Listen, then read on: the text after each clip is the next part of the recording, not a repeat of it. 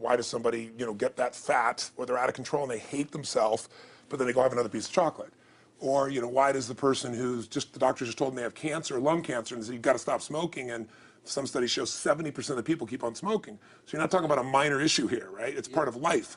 But there is an answer, because there are people that do follow through, and there are people that never did before, and then they've never followed through in their life, and now finally they break through. And that's what I try to focus on, is what those people do. What do these people need to get started? Why aren't they starting? We all know the answer is fear.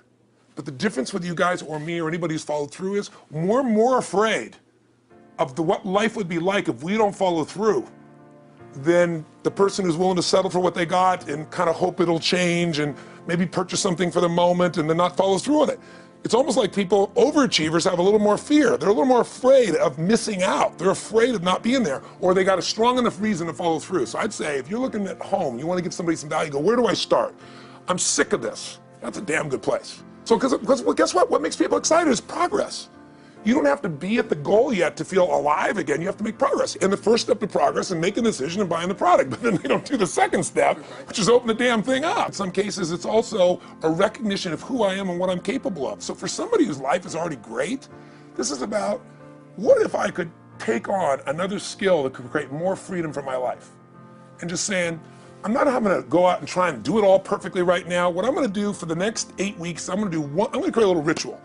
I'm going to do one thing a day to condition my mind, right, so that I get strong, so I follow through. I'm going to read something. I'm going to listen to something. I'm going to immerse myself. I'm going to go for an intense jog, or I'm going to go lift weights, but I'm going to do it consciously to get in a state where I'm going to follow through. That's number one, because people follow through when they're in state. Second, I'm going to get clear about why this is a must for me. It's not because my back's against the wall, but because I want to master an area of life that could create some freedom. I'm not going to master it overnight, but I got the system, I got the plan. I'm going to do one thing a day. I'm going to work on one subject a week. This week's going to be about figuring out what the right product or industry is. Next week's going to be basics of building traffic. And each week I'm going to make a little progress, and I'm going to get to a goal, whatever that is. They told me when I was on stage, I had this audience of about 15,000 people at the Continental Center. It was during a stretch break.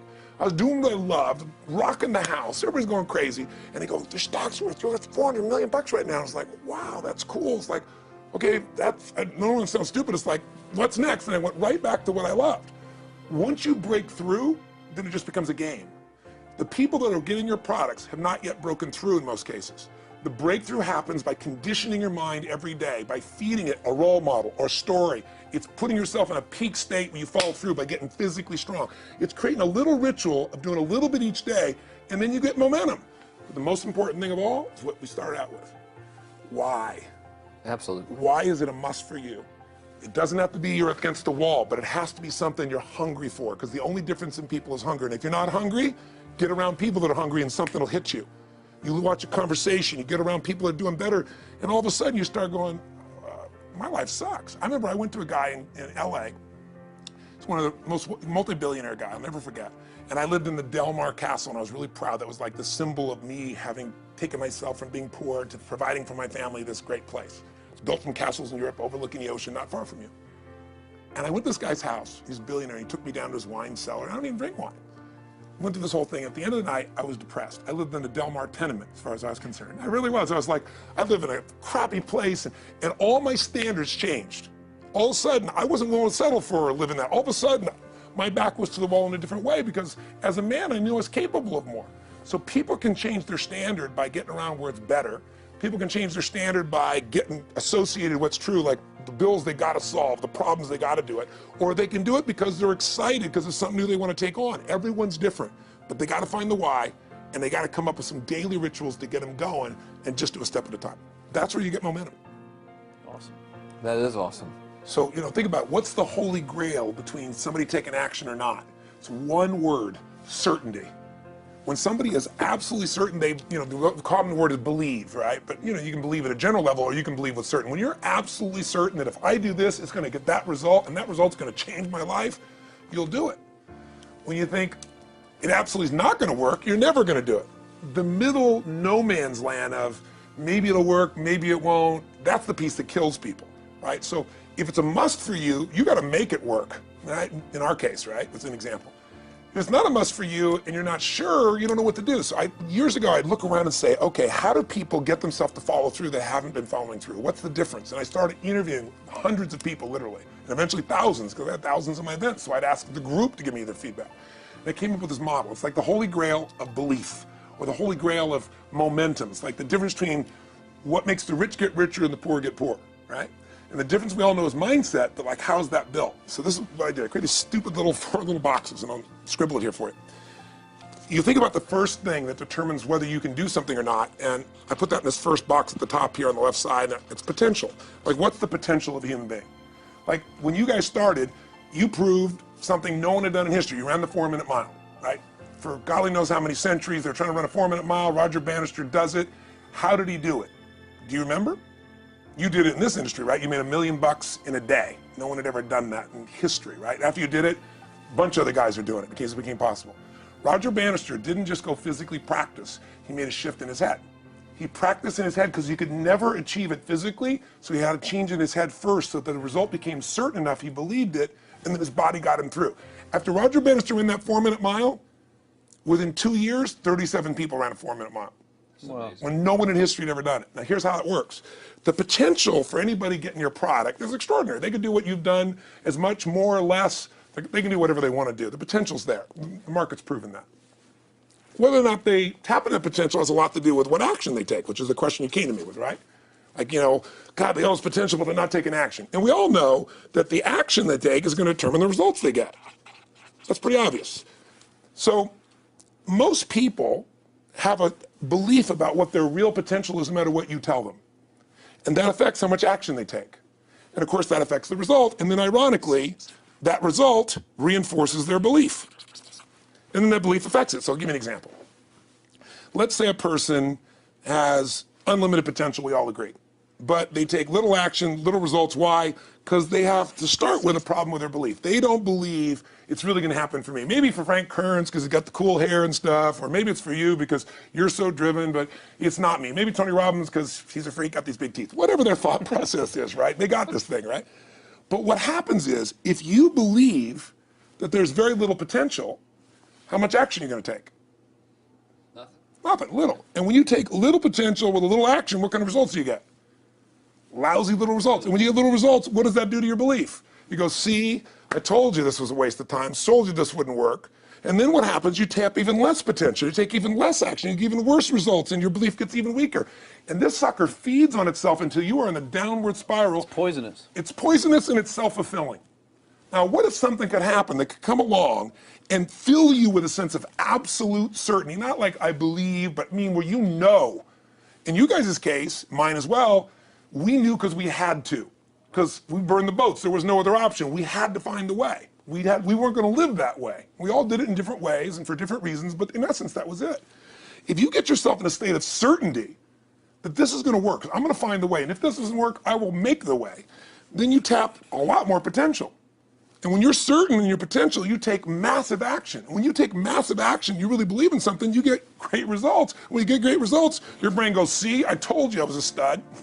I told you this thing would work out. Now you're even stronger. You tap more potential, take greater action, greater results. That's how you went from $300 in a week to $2,500 in 5 days to $100,000 in a month to $1 million in a day. Same thing with you.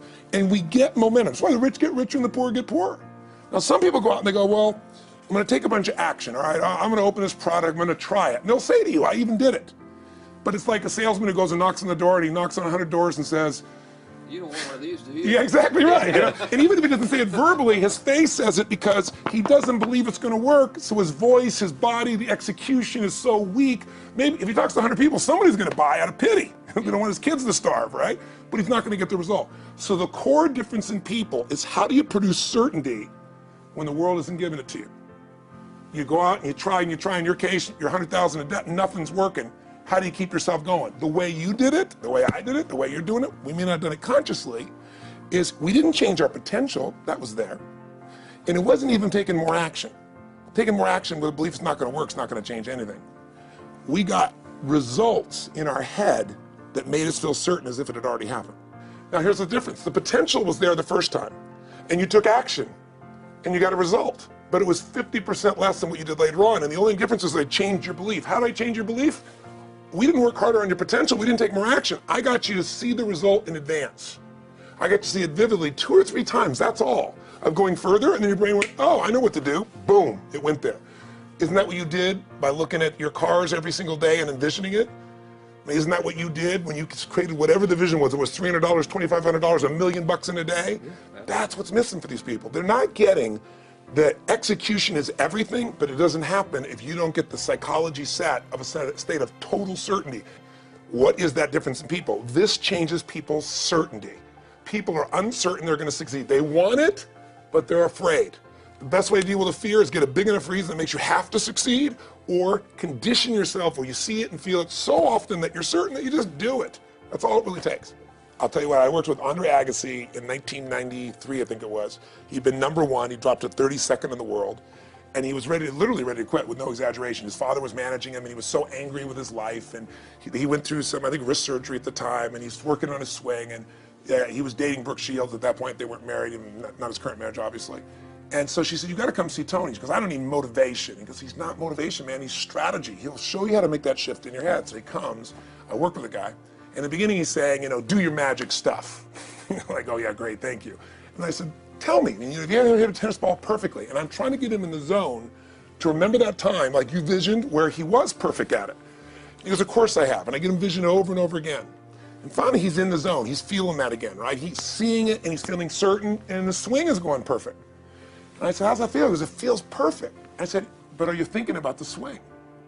You're not thinking about the swing. You're not thinking about how to do it. You're just seeing the result you want so vividly that it's there. So all I did was train him how to go in that state over and over again. He won the next weekend. The second weekend he came in second. Within 6 months he was #1 in the world again. And he gave me unbelievable credit. But all it was conditioning the mind. You did it with tape, so did I. We were just talking about this earlier, Pam and I used to go when I was 17 years old down in downtown Los Angeles, this place called Night Education, K-N-I-G-H-T, like at the night. And I'd save up all my money, work as a janitor, and I would get these tapes and listen to these things over and over and over again. I went there for years, and I didn't have enough money, and I leveraged everything I had, but I knew how to train my mind. It's the one thing I knew how to do. This man's name was Mario. I saw him in his 80s.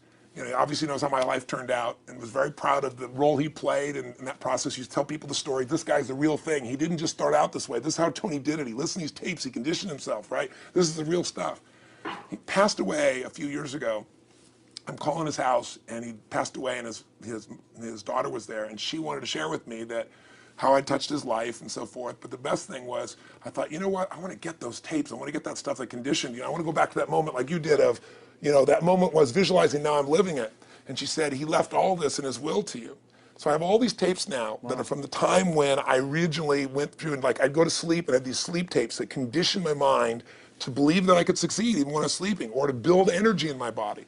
And anybody who wants to succeed has got to know it doesn't just happen.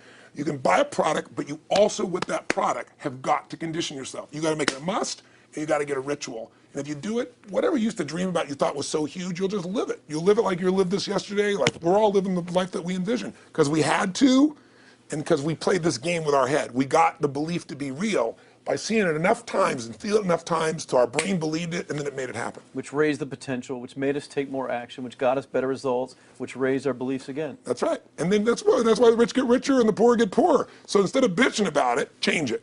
And this is how you change it. It's like a self-fulfilling prophecy. Completely. It's pretty easy to change.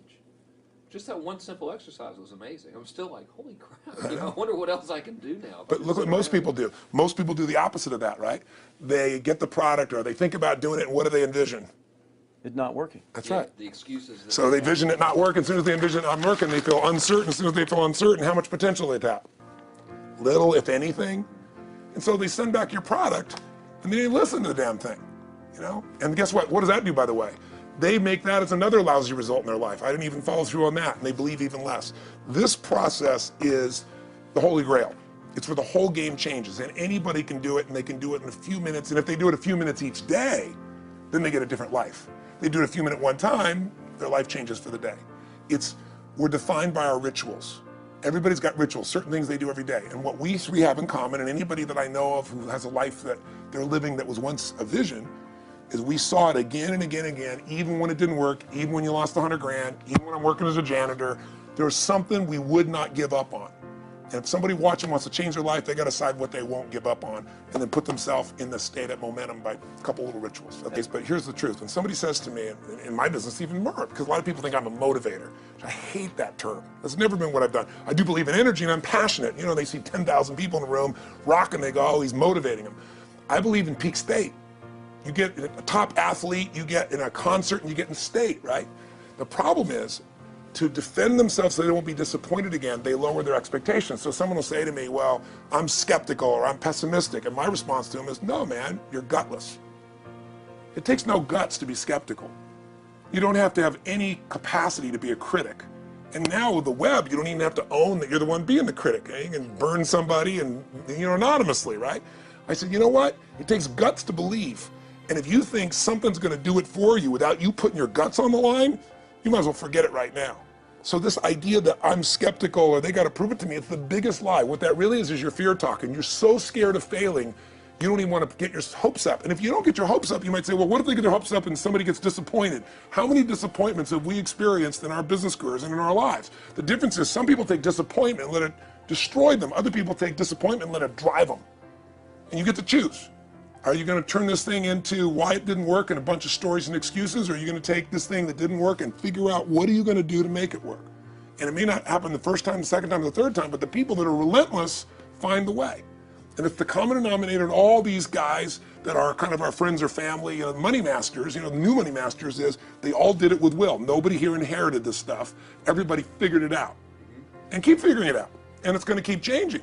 And you say, you know what, 1% of 99% of the money being made is being made by 1% of the people, because only 1% of the people will condition their mind and condition their body and follow through some daily rituals. The rest will tell a story about why it didn't work, how it wasn't their fault. And you got two things in life. You got results or you got a story, And too many people think that that 1% is somehow entitled to it and they're not, which is, it's just all in the head. It's all in the head. Belief. It's all in the head, which can be changed with some conditioning. Basic conditioning. You just proved it. Yeah, to us. That's fun. That's why I made Get the Edge and Personal Power, because I understood that from the very beginning. Originally it was 30 days, and years later people would say, I've heard all the great results and everything else, man, but I don't have 30 days, and I'd be behind the glass, focus group, watching these people want to shake them, like, you don't have 30 days to change your life, I thought, okay, I'll make it 7 days, just one, because after 7 days you get momentum. I mean, think about it. When do people's lives change? In a moment. It doesn't change in 10 years. Your life may have sucked for 10 years, but there's one moment when your whole life changes, the moment you decided. You said, no more, and I'm doing it, and you kicked yourself in the ass, and you made yourself go do something, right? When you finally said, enough, no more, I quit, or let's begin, or I love you, there's a moment when somebody's life changes. And that can be gotten in a couple of days. So people watching don't have to wait until they've mastered everything. They got to get started and do what's next, and just put themselves in a state where they start making some progress. There it is. I think that's the answer that can help solve that problem with a lot of people. They'll just pay attention to it and do it. The bottom line is, all three of us and some of the people that we consider as family that are part of this process, we've all done well. We don't need to do this stuff. We're able to do this stuff because underneath it all, people can see in your eyes, Frank, when you talk about $2,500 you made that day and the joy, right? Or you talking about not willing to settle, and just, I don't care what they say. They tell me I'm going to sit here and I should lower my expectations. I'm going to be driving my car in here and they're going to be delivering a video to me. There's something inside of every human being that will make it click. That'll make it so that today is not like yesterday and tomorrow will be different forever. And that process is an emotional hook. And what I hope is people watching this stuff, maybe something in here will piss them off enough or remind them of something or say there is a plan and it isn't just luck. And if I just get my big enough why and I get a little system for conditioning myself, and if I start to feel overwhelmed, I just do one next step. And I keep learning and keep moving forward, I will get there. If we accomplish that out of this conversation, then this conversation was kick-ass and fun, not just for us, but it'll be something that we'll be really proud of a long time. Whether that happens or not really has nothing to do with us, but whether or not people take it in as real and do something with it. I hope they will.